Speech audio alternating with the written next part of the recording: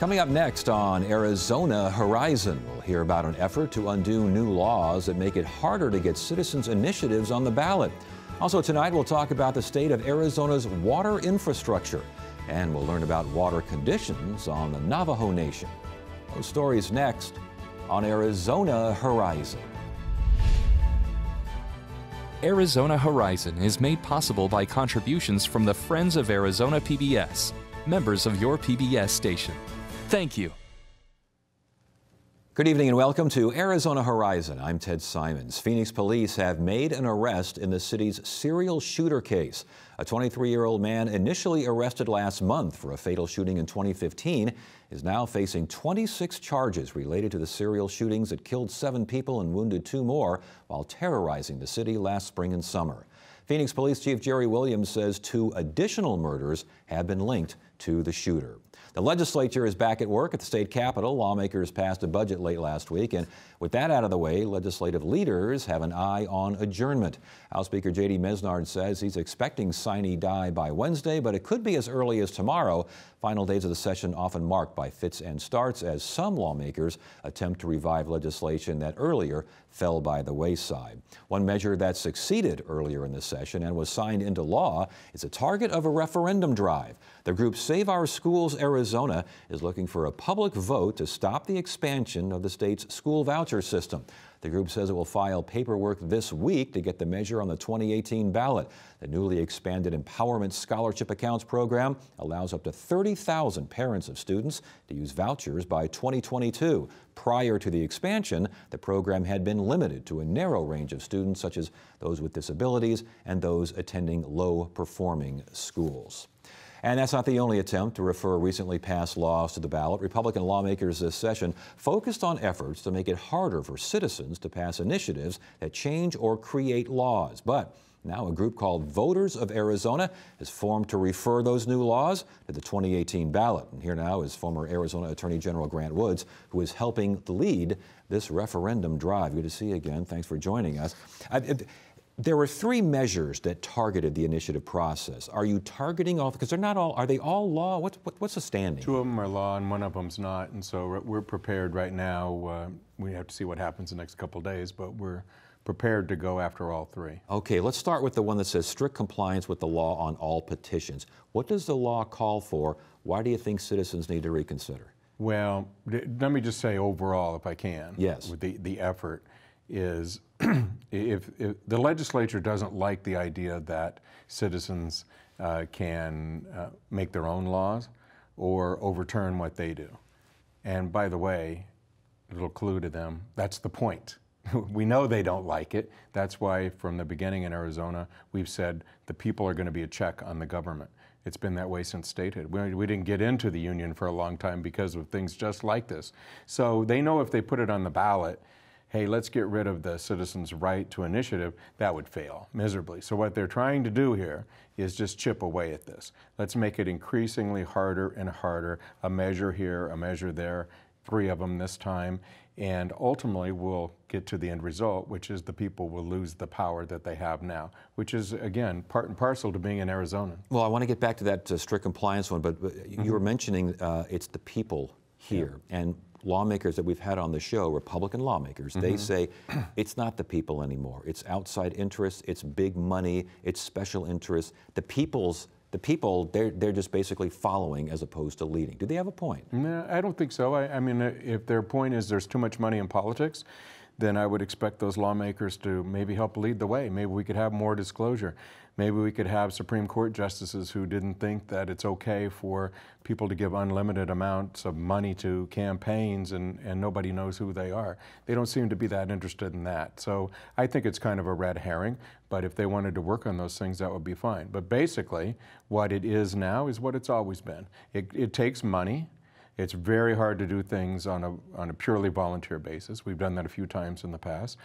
But yeah, people come together and you either raise the money or you find people here or around the country who appreciate your issue If it's something to do with animals and animal welfare, then there's Humane Society, groups like that. You just talked about an education initiative that may come up. There's lots of education groups out there.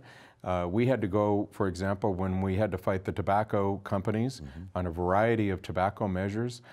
We took that to the people because the legislature, these same guys, were bought and paid for by the tobacco companies. We had to go out of state to raise money. That's okay. That's the way the world goes round. And if they want to change the rules, that'd be fine. But they won't change them, trust me. Yeah, no, and they also say that you can't do it with politicians, them, because every 2 to 4 years you get a chance to rescind. There's no way to get rid of an initiative that passes into law and or changes the Constitution. Yeah, well, there's a way to do it, and that's to go back to the people. And one of the reasons we can't change what the voters have done is because that's what they would do. I mean, you think of that. I mean, how the audaciousness that they had. You know, the voters would pass something and say, this is what we want, and then they just go change it. So we went back to the ballot. I was involved in almost all of these. We went back to the ballot and said, no, we're going to have a Voter Protection Act, which is not perfect by any means, but it prevents them from doing that. Would we rather not have to do that? Yeah, but we do have to do that because they have shown too often, and this isn't a Republican or Democrat thing, it's throughout the history of Arizona, that they often are out of touch on particular issues. Let's get to strict compliance again. The first one I want to talk about, strict compliance on all petitions, not just substantive, but strict compliance. They're saying, what's the problem here? You know, they can say that on all these. The problem is they know that what they're going to try to do is force the courts now to maybe have a super high standard here to be able to try to throw out petitions or to have laws passed by the people found to be illegal. There's no reason for it. There hasn't ever been a problem that I know of. I've lived here my whole life, so you know, that's a long time. But is this constitutional even? Because even if you say you've got to make sure every I is dotted, a court's going to look at that and say, that's not the purpose of what's going on. I hope so. I think they should. So again, once again, as the government often does, because it's politicians, they are solving problems that really don't exist. So there's their solution to a problem that doesn't exist. They're all worried about we're signature gatherers, and we want strict compliance for there. We want to strike out fraud here, make everybody liable. That's just to try to have a chilling effect, so people won't get involved in the initiative process because they don't want to be responsible for what some signature gatherer does out there that they know nothing about. Bottom line is, I can't think of one instance on an initiative where there's been any sort of fraud prosecution in the state of Arizona's history. There have been plenty of instances with individual legislators. That one you're referring to has not been signed into law yet? No. Okay, you expect that to be signed into law? I don't know. It's been held. Maybe they'll see the light. The one thing these people ought to understand, and a little message to them in the last 48 hours here, because I know they watch Horizon, if you pass these things, we are going to get this on the ballot, and you'll just have to defend it when you're running for re-election. We're going to be on the ballot at the same time, so be prepared. If you want to take the people's right to check the government away from them, be prepared to defend it. And again, this will be the 2018 ballot. The third one here, real quickly, you can't pay, but you referred to this one, you can't pay petition circulators by the signature. Yeah, why not? Why not? What's the problem? Here's the deal. Again, it's hard to, this is not a problem. Again, they're trying to make it more and more difficult for the public to weigh in on these issues. I thought these same Republicans, I'm a Republican, I thought we believed in the free market. Those signatures are set by the free market. If there's a big demand, the price goes up for signature. If there's not a demand and they need the work, then the price goes down. They should stay out of it. So when the Chamber of Commerce comes on here, and when some Republican lawmakers and legislative leaders come on here and they say the initiative process is hijacked, you say? Hijacked by who? By people who have some money? Well, guess what? Who funded, for example, the anti-gay marriage initiative that passed here? Who funded that? Was that people, liberal groups from the left? No, I think that was liberal groups from the right. It goes both ways. Again, I'm looking at Arizona's history. The first initiative that passed was to give the women in Arizona the right to vote. This is prior to the 19th Amendment. So we go way back on this. So it's not Republican or Democrat, conservative or liberal. What it is the power of the people to check this government. And the fact that these legislators or powerful interests who have their way with the legislature don't like it, no surprise. You mentioned free market, let the market rule as far as signature gathering and petitions and these sorts of things. Are you concerned that some of these petition gathering organizations and these circulators, they're going to get bought out by interests that don't want to see them on the street? Is that possible? That happens. Yeah, it happens today. I mean, both sides do that. They go out there and they kind of co-opt the field. You know, it's not a perfect system, but you know, what are you going to do? There's really no other way around it, I don't think. Again, I just urge people, don't get sidetracked by problems that really aren't real problems. The problem is, for example, that the legislature, like I said in the tobacco area, they were going to do anything on tobacco. You would still have smoking in restaurants, smoking in your workplace. They weren't going to do anything about leg hold traps for animals. No way. They were going to do, they weren't going to, we passed a law to take gerrymandering out of the legislature and tried to do redistricting by an independent commission. We passed that. We passed term limits. You think they would have passed that? To put term limits on themselves or to get rid of their power? They wouldn't do it. So let's just keep the power with the people. And whoever's financing the campaigns, I trust the public to ultimately come to the right decision. And if you look, it may be a liberal cause, it may be a conservative cause. The public's smarter than they give them credit for. 75,000 voter signatures needed within 90 days, correct? Yeah. And are you underway now? I think it's just getting started, and they're ready to get started here. They're getting, what's getting started is kind of the organization here. So all I can say, if people want to keep this check on government, we need your help. So, you know, when you're out there and it's 190 degrees, you know, walk over there in front of the grocery store and it's probably going to be our petition. So sign it and help us. If it gets on the ballot, I don't care how powerful the interests are against it. I think it'll pass because the public wants it. The problem is, can we get it on the ballot? And we'll see. All right. Good to see you. Thanks for joining us. We appreciate it. This is Arizona Horizon. Up next, an update of the state's water delivery infrastructure. My father was drafted into Vietnam at the height of the conflict. He became a single parent of 2 young children. We moved a lot. We slept in rest areas. We slept in our car. I didn't realize that we were actually homeless. It makes your world really small. If we happened to stay in a motel that happened to have a TV, it was really special. We loved Nova, especially when it would be about space. We would talk for hours about the universe. Watching Nova, I felt big, like my mind was big, my ideas were big. The trajectory of my life changed. I could see a world outside of our poverty, and I felt like things were gonna get better. PBS opened up a world I didn't know existed. Next week is Infrastructure Week, a national campaign to highlight the importance of public works. Here in the desert, the movement, storage, and treatment of water is of primary importance. Joining us now with an update of the state's water infrastructure is Joe Geisel, CEO of EPCOR, the state's largest private water supplier, and Catherine Sorensen, City of Phoenix Water Services Director. Good to have you both here. Thanks for joining us. Let's just start a 30,000-foot view. The state of Arizona's water infrastructure. What are you seeing? State of the infrastructure in Arizona is probably as good, if not better, than most states that we see in the nation, simply because of the age of our state. We are not as old as some of the eastern states, and they have infrastructure that could be 200 to 300 years old. Did I see a story recently in Philadelphia of wooden water pipes under the city? Is that true? Was that true? It is, and actually the city of Phoenix used to use wooden water pipes to convey water as well. Well, that doesn't sound all that efficient. No, it's not. We much prefer the modern materials. Pressing concerns right now as far as infrastructure is concerned.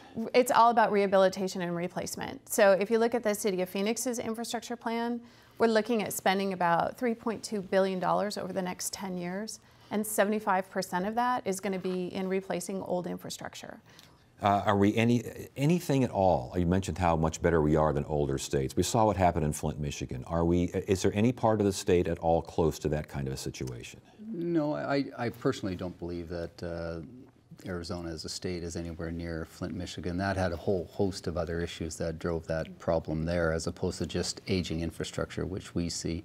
Like Catherine has said, the City of Phoenix has a large capital program. We, similarly at EPCOR, are probably going to spend the better part of $700 million over the next 10 years to rebuild some of our infrastructure in the state. I think the American Society of Civil Engineers reported that Arizona would need about $10 billion in the next 20 years for upgrades. Sound about right statewide? It does, and here's the thing, Joe's right. Compared to other states, we're relatively young, our infrastructure is relatively young.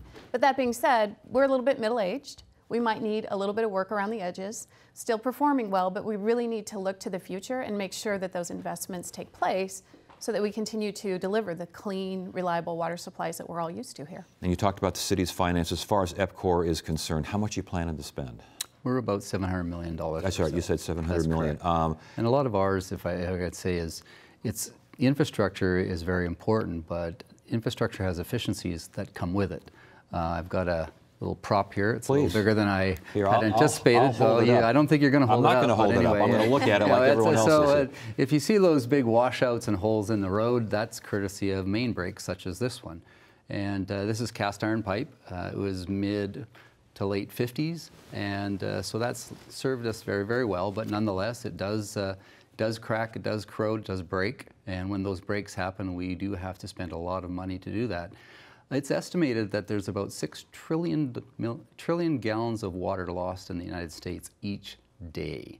So if you want to do some math, that is multiple times our allocation on the Colorado River that we get to this state. My goodness. Now something, this looks pretty bad. How often do you see something like this in Public Works? Well, to say you see it regularly would probably be wrong, but you see it when you don't want to see it, and that's the problem that we face. Yes. It's what's hidden. It's the service that's beneath the ground that we all take for granted, but when it doesn't happen, it creates quite a mess, and then you're left to fix it. And when the city fixes it, what kind of costs are concerned? When a city water user gets the bill and says, oh, what happened here? What happened there? Right. Well, first of all, it's a lot less expensive to repair and replace aging infrastructure when you find it proactively as opposed to after it breaks. So it costs us about 3 to 4 times as much money to fix it after the fact than to go in and have a proactive program to really take a look at this. And so that's what the City of Phoenix focuses on, particularly on our very large pipes. You know, the 36-inch, 48-inch, up to 96-inch pipes that you can literally stand in. We focus a lot of energy on really trying to find cracks and indications of wear and tear proactively so that we're not faced with those kinds of situations. How do you balance, though, between cost and capital improvements? I mean, it's got to be done, but you got civilians out there, you got residents who also are on fixed income, and this is going to hit them. It's a really big issue. Affordability is an important issue, and there is always a natural balance there. We want reliable supplies, we want to maintain our infrastructure, and that means that everyone who benefits from the system needs to pay into the system. There's a very natural tension there. We focus on balancing that as best we can to make sure that we still have a reliable supply system, we still have reliable infrastructure, but we're always very aware of the impact of that to our customers and those on fixed income. Yeah. I've heard critics say that the true value of water is higher than what we're paying in Arizona. Well, I would probably tend to agree with it. When you think that you get for a penny a gallon delivered to your door, safe, reliable water, that is not a very high price to pay. I'm not being insensitive to customers. We understand customers are there, but I think it is undervalued when you would pay what for the bottle of water we were handed upstairs for that small amount of water versus what we deliver to the door. Just to build on the other thing that Catherine was alluding to, I mentioned the costs and the losses. Nationally, you can get losses on water systems 25–30%. That is not uncommon in aging older systems. Here in Arizona, we have rules the City of Phoenix abides by, and we abide by them by our regulators, which encourage us to get down to 10 or 5% of water losses. So for example, EPCOR delivers about 20 billion gallons of water to their customer every year.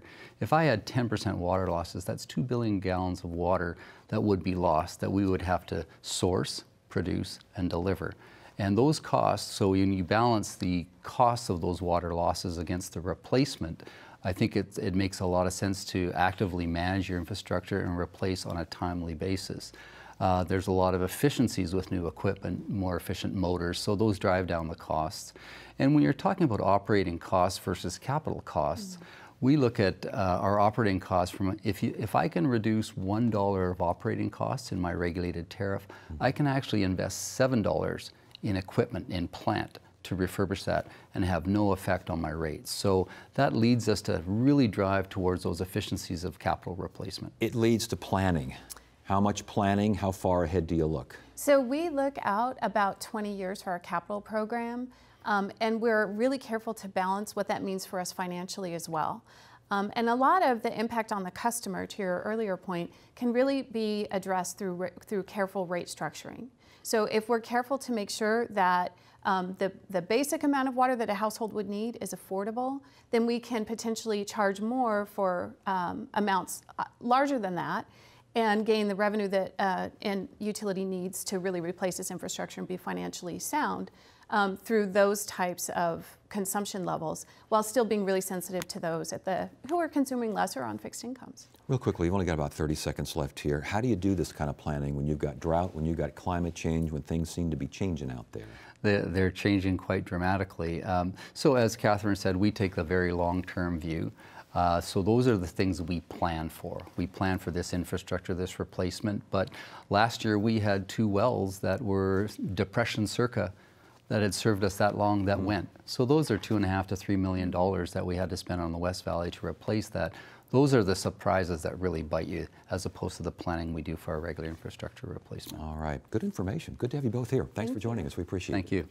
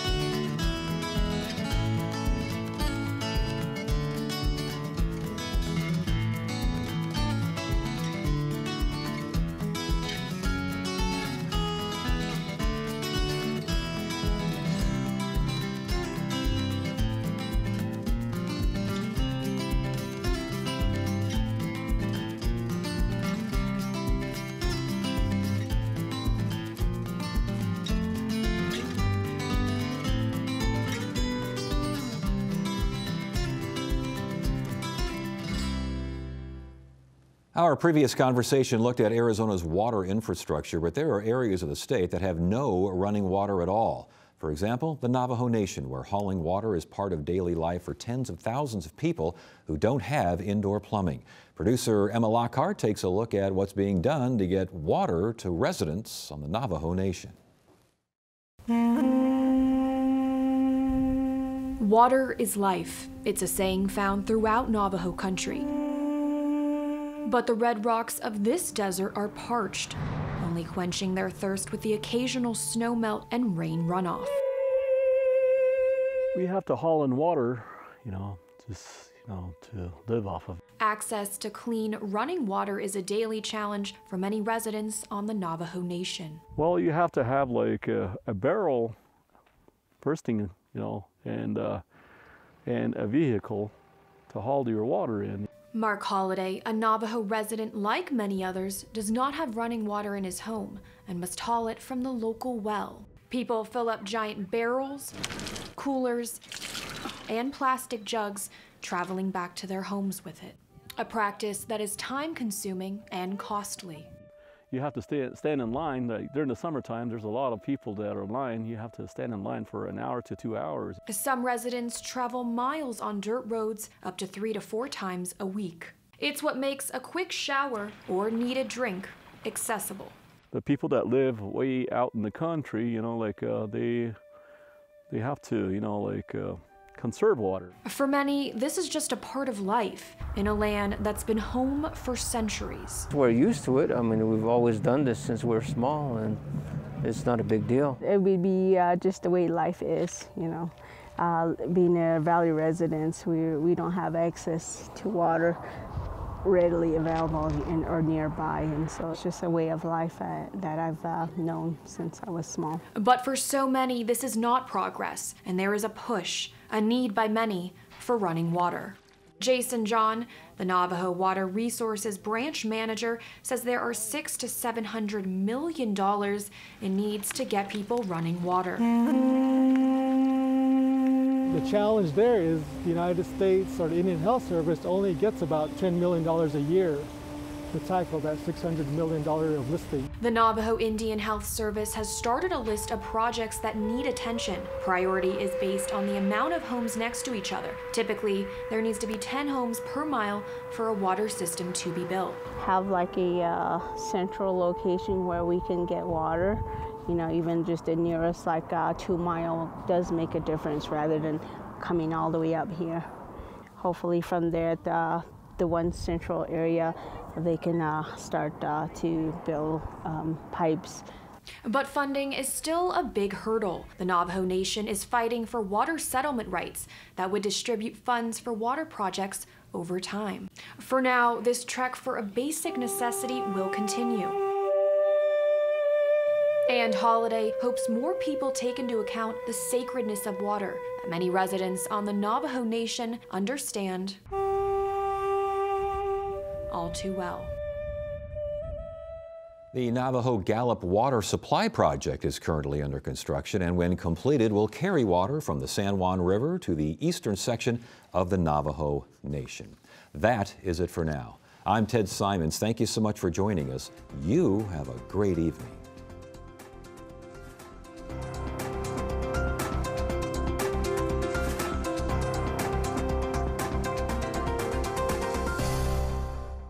Arizona Horizon is made possible by contributions from the Friends of Arizona PBS, members of your PBS station. Thank you.